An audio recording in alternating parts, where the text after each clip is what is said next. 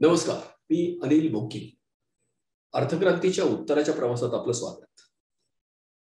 आपण ह्या भागामध्ये गेल्या भागाचा थोडासा उत्तरार्ध आपण बघणार आहोत. आपण हे बघितलं की अर्थव्यवस्थेमध्ये नक्की काय घडतंय, त्याच्यातनं समांतर अर्थव्यवस्थेचा जन्म झालाय आणि ही समांतर अर्थव्यवस्थाच ह्या देशाचं राजकारण, नोकरशाही, व्यापार, उद्योग सगळं काही चालवायला लागली आहे. आणि त्यातनं जे काही घडायला लागलेलं आहे, तेव्हा सामान्य माणसाच्या जे जगण्याच्या अपेक्षा आणि आकांक्षा आहेत त्या पूर्ण का होत नाहीयेत. आपण जेव्हा कर रचनेमध्ये मूळ बदल विचार करतोय तेव्हा ती कशी आहे, त्याची क्लिष्टता कशी वाढलेली आहे, ह्याच्यावर आता आपण ह्या उत्तराला थोडंसं विवेचन करणार आहोत. म्हणजे आपल्याला उत्तराचं नक्की आपल्याला हे कळेल की कशा पद्धतीची उत्तराची मांडणी होऊ शकते की जी परिपूर्ण उत्तर आपल्या हातात देऊ शकते. आता आपण जर बघितलं, ही भारताची आत्ताची आर्थिक परिस्थिती, आपण जर आर्थिक सध्या परिस्थिती बघितली तर अशी आहे. अंडरग्राऊंड इकॉनॉमी म्हणजे भूमिगत अर्थव्यवस्था एवढी प्रचंड मोठी झालेली आहे आणि याच्यामध्ये हे सगळं उभं आहे. भ्रष्ट राजकारण, भ्रष्ट नोकरशाही, भ्रष्ट उद्योग आणि दुर्दैवाने भारताचा सामान्य माणूस की ज्याला हे टाकीतनं पाणी मिळत नाहीये, महिन्याला 2% 10% पर्यंत हा माणूस याच्यातनं एक्सप्लॉइट होतोय, याच अर्थव्यवस्थेमुळे एक्सप्लॉइट होतोय. याच्याकडे बाहेर पडण्याचा रस्ताच नाहीये. आता आपण बघितलं की हे दोन गळती जर आपण थांबवू शकलो तर मात्र हे चित्र पूर्ण बदलत आहे. कर व्यवस्था आता ही नक्की कशी झालेली आहे. आता जी भारताने जी कर व्यवस्था भारताची प्रचलित जी आहे ती कंप्लायन्स मॉडेल मधली आहे, जी आपण गेल्या ह्याच्या आधीच्या एका भागामध्ये आपण ती बघितली आहे. कंप्लायन्सचा अर्थ असा आहे की जी कायदेशीररित्या बंधनकारक आहे. हे कर प्रत्येकाला देणं हे कायदेशीररित्या बंधनकारक आहे. आता हे गंमत आहे, हे नुसतं कर्तव्य नाहीये, ते बंधन पण आहे. ते जर नाही केलं तर त्याच्यावर शिक्षा होणार. आता जगभर अशाच पद्धतीची कररचना चालते प्रचलित. फक्त तिथे असं झालेलं आहे की तिथली जगाच्या लोकसंख्या म्हणजे आपण जे विकसित जग बघतोय तिथली लोकसंख्या, त्यांचे स्त्रोतांचे विपुल प्रमाण, शिक्षण, लोकशिक्षणातलं त्याची संपन्नता, ह्या सगळ्या गोष्टीत भारत खूप मागे पडलेला आहे. ही आदर्श कर प्रणाली जी स्वीकारली गेली आहे, म्हणजे जेव्हा याला कायदेशीर बंधन आणलं गेलं की हे बंधन आहे, तुम्हाला भरलंच गेलं पाहिजे, तेव्हा आता त्या बंधनाला जस्टिफाय करण्यासाठी, ते न्यायोचित ठरवण्यासाठी आदर्श कर रचनेचे काही तत्व पण समोर आली. ती आदर्श कर रचना कशी असावी, त्याच्यामुळे समतेचं पहिलं तत्व आहे. त्या समतेचे तत्वाप्रमाणे असं आहे की कर किती भरावा, तर प्रत्येकाने आपल्या ऐपतीप्रमाणे कर भरावा. त्याला समता असं नाव आहे. समानता नाही, समता. म्हणजे गरिबांच्या पेक्षा श्रीमंतांना तो जास्त प्रमाणात भरायला लागला. म्हणजे त्याचं जे कॉन्ट्रीब्युशन आहे, श्रीमंताचा सहभाग हा जास्त असावा गरिबांपेक्षा. किंवा आपण असं म्हणूया की आर्थिक क्षमतेप्रमाणे, आपल्या आपल्या क्षमतेप्रमाणे प्रत्येकाने तो करभार करावा. हे आदर्श कर तत्वाची पहिलं आदर्श कर तत्व आहे, समतेचं तत्व. ते समानतेचं नाही, समतेचं आहे. समानता म्हणजे दोघांनाही सारखंच, यांनी 100 रुपये द्यायचे आणि त्यांनी 100 रुपये द्यायचे. हे कुटुंब चालवायचंय, घरामध्ये 2 भाऊ आहेत, दोघांनी 100 रुपये द्यायचे. हे समानता झाली. आणि समता म्हणजे की याचा पगार 200 रुपये आहे, यांनी 20 रुपये द्यायचे, याचा पगार 2000 रुपये, यांनी 200 रुपये द्यायचे. समता म्हणजे ऐपती प्रमाण. हे आदर्श कर रचनेचं पहिलं तत्व आहे. दुसरं तत्व आहे की उत्पादकतेचं तत्व. म्हणजे तो कर किती द्यावा, कराची रचना कशी असावी की जी सरकारच्या खर्चासाठी योग्य त्याची तजवीज करू शकावी, योग्य तरतूद त्याच्यातनं करता यावी, इतकी ती उत्पादक असावी. ही दुसरं तत्व झालं. तिसरं तत्व जे आहे की ते कराची जी हे आहे ते इलॅस्टिक म्हणजे लवचिक असावी. कुठल्याही संकटाच्या काळामध्ये थोडेसे बदल करून ती कर रचना म्हणजे सरकारचं उत्पन्न वाढवता यावं. जसं आता आपण बघतोय की कोविड सारखं महामारी सगळ्या जगावर पसरलेली आहे. सरकारला प्रचंड मोठ्या प्रमाणात खर्च करायला लागणार आहे. पण आपली आता कर रचना इतकी ताठर झालेली आहे की काही केलं तरी सरकारकडे आता पैसा येऊ शकत नाहीये. व सरकारला दुसरे स्रोत घ्यायला वापरायला लागतात की देशाला दुसऱ्या देशाचं कर्ज काढणं किंवा देशातली संपत्तीचं हे करणं किंवा आहे त्याच वस्तूवरचे कर वाढवणे. आता आपण बघतोय की पेट्रोल आणि डिझेल ह्या दोन्हीवर सरकार मोठ्या प्रमाणात कर वाढवत आहे. कारण एवढे सरकारी खर्च जर आपल्याला पूर्ण करायचे असतील, 80-90 कोटी लोकांना आपल्याला फुकट जेवण द्यायला लागेल त्यांना, कारण आज करोना काळामध्ये सगळा देश बंद पडलेला आहे. ही सरकारची जिम्मेदारी आहे, प्रत्येकाच्या थाळीमध्ये अन्न जायला हवं. मग ते आणणार कुठून त्याचे स्रोत? मग आता सरकारकडे जे स्रोत आहेत त्याच्याप्रमाणेच ते ओढणं चाललेलं आहे. म्हणजे हे गाईचं दूध घेणं नाहीये, तर गाईचं रक्त शोषणापर्यंत झालंय. हे आता दोहन नाही, आताची कररचना ही शोषणाकडे जायला लागली आहे, कारण सरकारचे खर्च वाढत चालले.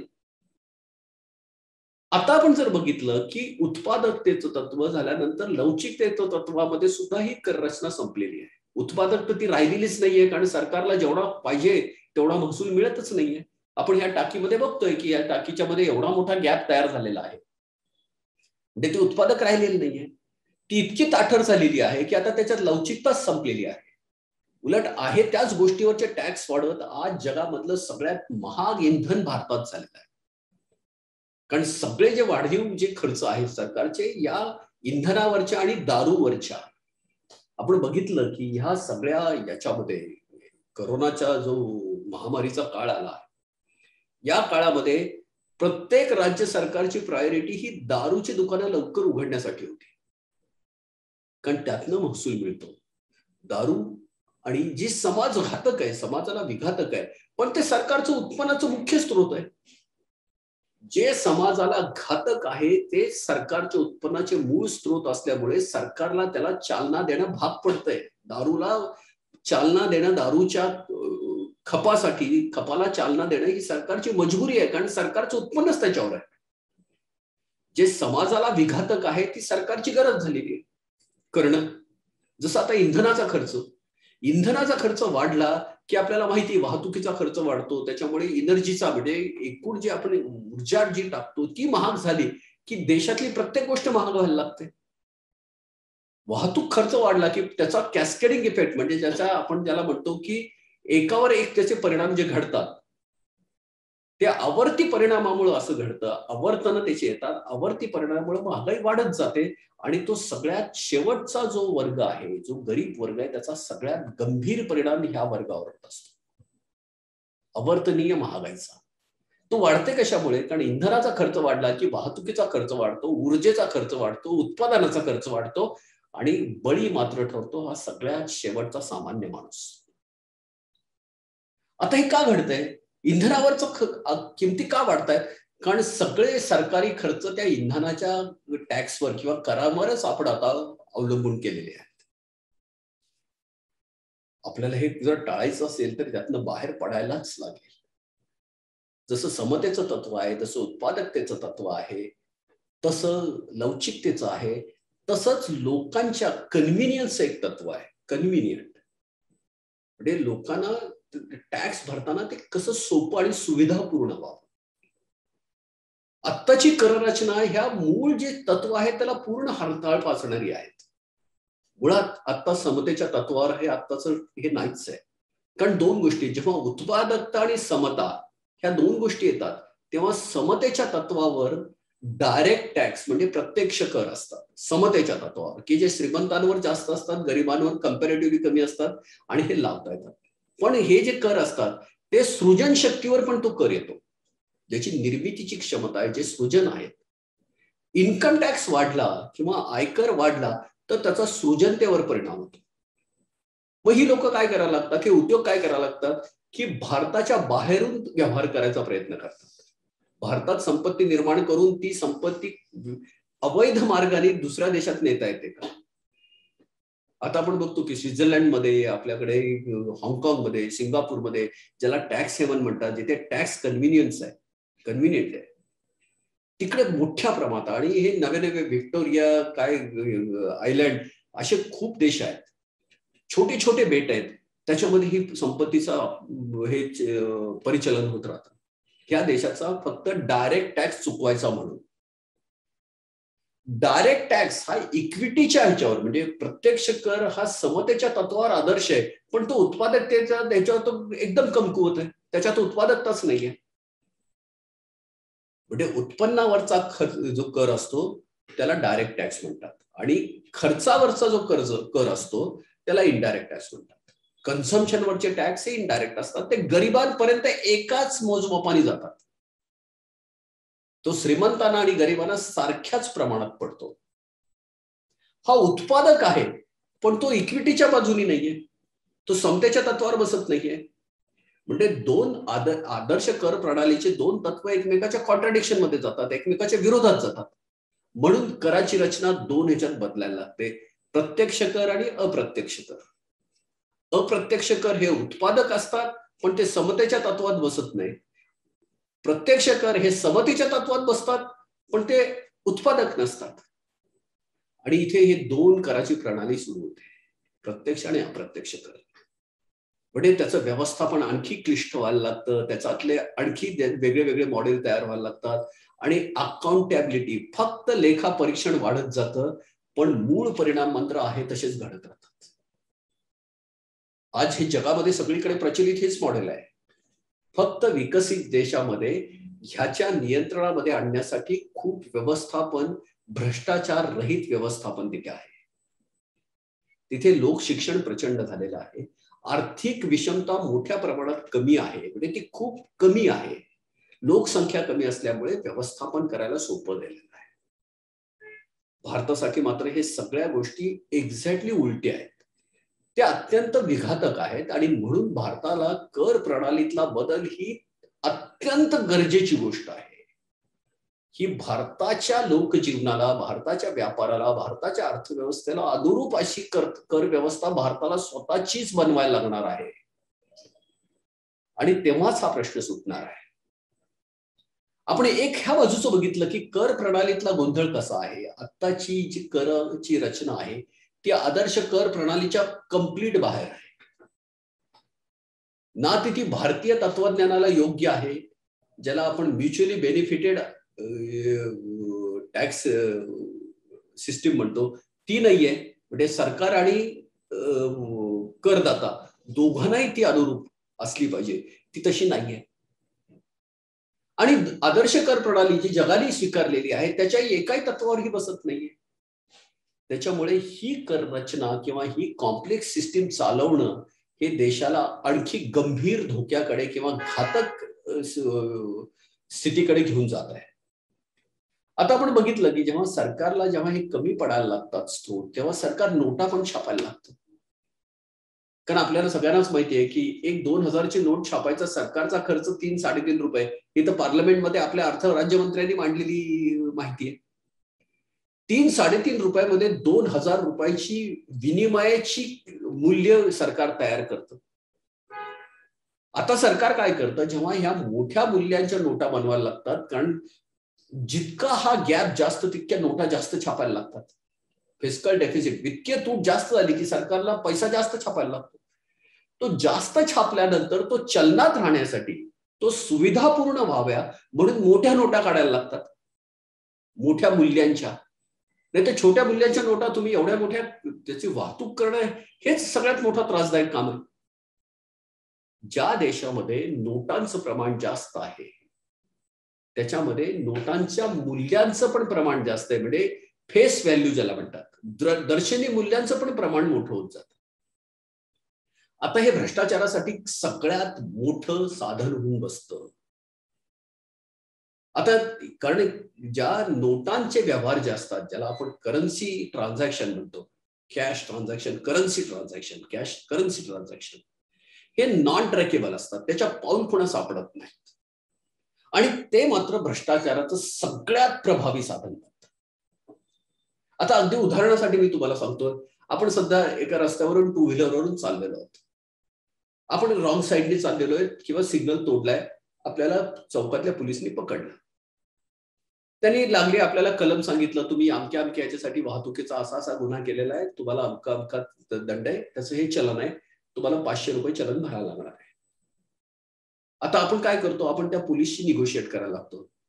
की सर हे फार जास्त होत आहेत, 500 रुपये माझ्याकडे नाहीयेत, मी पहिल्यांदाच मी सिग्नल तोडला नाही, मला तो दिसला नाही, हे सगळं झाल्यानंतर आता कसं आहे की एका बाजूला कायदा व्यवस्था राबवणारी एक सरकारची हे आणि दुसऱ्या बाजूला एक सामान्य माणूस आहे. शेवटी सामान्य माणसाला त्याच्याशी तडजोड करणं भाग पडतं व्यवस्थेशी. तो विचार करायला लागतो की आपण काय केलं म्हणजे. तो म्हणतो की सर माझ्याकडे एवढे पैसे नाही. तो म्हणतो ठीक आहे, मग मला तुम्ही 100 रुपये द्या, मी तुमचं चालन फाडत नाहीये. आता आपल्याला सगळ्याला माहिती की चालन फाडत नाहीये म्हणजे त्याची रिसीट बनणार नाहीये, म्हणजे ते 100 रुपये थेट व्यवस्थेकडे न जाता ती व्यक्ती किंवा त्याच्या पुढचे जे कोण असतील म्हणजे ते पोलीसकडे जातील, राजकारण्याकडे जातील, तिथल्या पोलीस ऑफिसरकडे जातील. आपल्याला हे सगळं माहिती आहे की भ्रष्टाचाराच्या सायकलमध्ये ते उतरणार आहेत पैसे. आपण त्याला 400 रुपये वाचल्याच्या समाधानामध्ये आपण 100 रुपये काढून देतो आणि इथून ही भ्रष्टाचाराची सायकल सुरू होते. आपण जर फक्त एक सांगितलं की सर माझ्याकडे आता 100 रुपये नाहीयेत, तुम्ही 500 रुपये मागताय, मी तुम्हाला 2000 रुपयाचा आत्ता चेक देतो. तुम्ही मला 500 रुपये म्हणालात, मी तुम्हाला 500 रुपयाचा चेक देतो, किंवा तुम्हाला जर वाटत असेल की आणखी दंड जास्त आहे, मी तुम्हाला चेक देतो. माझ्याकडे एवढी नोटा नाहीयेत, माझ्याकडे पैसे नाहीयेत, तर तुम्ही मला सांगा तो स्वीकारेल का तो पैसा? तो 100 रुपये नोटातले स्वीकारेल, पण 500 रुपये चेकचं स्वीकारणारच नाही. त्याचं कारण असं आहे कारण ते दिलं की त्याला रिसीट द्यायला लागते. रिसीट द्यायला लागलं की त्याच्या अकाउंटला जे पैसे आले की कुठल्या अकाउंटहून आलेत ह्याच्या पाऊलखुणा तयार होतात, आणि तुमच्या अकाउंटवर ह्याची पाऊलखुण तयार होते की तुम्ही कोणाला दिलेत. तो चेकनी भ्रष्टाचार करू शकत नाही, कारण त्या व्यवहाराच्या पाऊलखुणा तयार होतात. तुम्ही तिथून बाहेर पडलात आणि डायरेक्ट पुन्हा FIR केला पोलीस चौकीत जाऊन की या माणसाला या पोलिसने माझ्याकडनं असे पैसे खाल्ले, मी या चेकने पैसे दिलेले. दोन्ही खुणे पाऊलखुणा मिळाला की पुरावा तयार होतो, आणि हा पुरावा टाळण्यासाठीच फक्त रोखीचे व्यवहार होत असतात. आणि रोखीच्या नोटा किंवा नोटांचे व्यवहार हे भ्रष्टाचाराचं सगळ्यात मोठं साधन बनतं. पण ते बनतं कशामुळे? कारण वित्तीय तूट आली की सरकार नोटा जास्त मोठ्या प्रमाणात बनवतं. नोटा बनवल्या की त्या व्यवहारात येतात, व्यवहारात आल्या की त्या भ्रष्टाचाराला चालना देतात, आणि तिथून ही आर्थिक पॅरलल इकॉनॉमी, समांतर अर्थव्यवस्थेची निर्मिती तयार होते. दोन्ही बाजूनी त्याची वाढ होते. एकी बाजूने निर्माण होतं कर चुकवेगिरीतनं, आणि भ्रष्टाचारातनं त्याच्यात सतत वाढ होत राहते समांतर अर्थव्यवस्थेत. आणि मग हे जे पुढचे परिणाम आपल्याला दृश्य परिणाम दिसतात ते खाली दिसतात आहेत. आता ही जी नोटबंदी आली होती त्याचं खरं कारण होतं, मूळ कारण की आर्थिक व्यवहाराचे पाऊलखुणा सापडाव्यात आणि करप्शनवर आपण त्याच्यावर पायबंद घालू शकावं. आपल्याला सगळ्याला 2014चं जे सार्वजनिक निवडणूक झाली भारताची, जनरल इलेक्शन 2014ची, त्यावेळेला कळीचा मुद्दा होता त्याच्या आधीचं जे शासन होतं, प्रशासन सरकार जे होतं UPA, मनमोहन सिंगाचं पंतप्रधान असताना, त्याच्यामध्ये सगळ्यात मोठा जो इलेक्शनचा जो इश्यू झाला होता तो होता करप्शन. आपल्याला माहिती आहे अण्णा हजारेंचं आंदोलन खूप मोठं याच्यातनं त्यांनी पेट घेतलं होतं, आणि लोकांच्या प्रचंड मनामध्ये आग तयार झाली होती की करप्शन संपलं पाहिजे. 2014चं मूळ इलेक्शनच त्याच्यावर लढलं गेलं. करप्शन ह्या बेसिक इश्यूवर, म्हणजे त्याचा जो सगळ्यात मोठा महत्वाचा जो मुद्दा होता तो भ्रष्टाचार होता 2014च्या जनरल इलेक्शनचा. आणि 2019चं इलेक्शन झालं तेव्हा करप्शन हा मुद्दाच राहिला नव्हता. 2019च्या इलेक्शन मध्ये करप्शन हा निवडणुकीचा मुद्दा राहिला नव्हता, भ्रष्टाचार हा निवडणुकीचा मुद्दा राहिला नव्हता. कारण 2016 मध्ये नोटबंदी झाली होती. नोटबंदी नंतर खूप त्रास सहन करायला लागला देशाला. 1 महिना 2 महिने कदाचित वर्ष उद्योगधंद्यावर, कारण एवढ्या मोठ्या रोखीचे व्यवहार एकदम थांबल्यामुळे हे जे व्यापार चक्र होतं, चलन चक्र, ते फार मोठ्याचे विस्कळीत झालं, त्याचे परिणाम भोगायला लागले.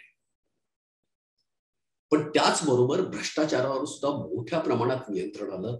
इतक्या मोठ्या प्रमाणात आलं की 2014चा जो मेन इश्यू होता करप्शन, तो 2019च्या 5 वर्षानंतर तो इश्यूच राहिला नाही. आणि आता आपण सगळ्यांनी बघितलंय की 2014-16च्या नोटबंदीच्या नंतर डिजिटल ट्रान्झॅक्शन हे एवढ्या मोठ्या प्रमाणात वाढलेली आहेत. देशाला एक गती मिळाली. देशामध्ये हे जे डिजिटल जे ट्रान्झॅक्शनचे जे विकसित किंवा आधुनिक जे हे मिळाले, स्त्रोत मिळाले, जसा एम मनी, मोबाईल मनी आला, पेटीएम सारखे वेगळे वेगळे ऍप आले आणि याच्यातनं संरचनात्मक एकदम जी प्रगती देशाची झाली, कारण ट्रान्झॅक्शन डिजिटलकडे वळल्यामुळे 2G to 4G आणि 4G to 5G आपला प्रवास भयंकर गतीने झाला. आपण आधुनिक जगाच्या किंवा आधुनिक अर्थव्यवस्थेच्या एकदम जवळ जायला लागलो. हे जे नोटबंदीचं ऑपरेशन होतं ते अत्यंत वेदनादायक होतं, पण ते खूप गरजेचं पण होतं. भ्रष्टाचाराच्या सारख्या अत्यंत गंभीर आजारावर त्याची गरजच होती. फक्त ते इकडे जे करायला हवं तर त्याचबरोबर कर रचनेतला बदल, तेव्हा सरकारने एक दुसरा बदल पण घेतला होता. त्याचं नाव होतं GST, goods and service tax, आणि डायरेक्ट टॅक्स कोड. असे ह्या भागामध्ये दोन बदल सरकारने घडवले.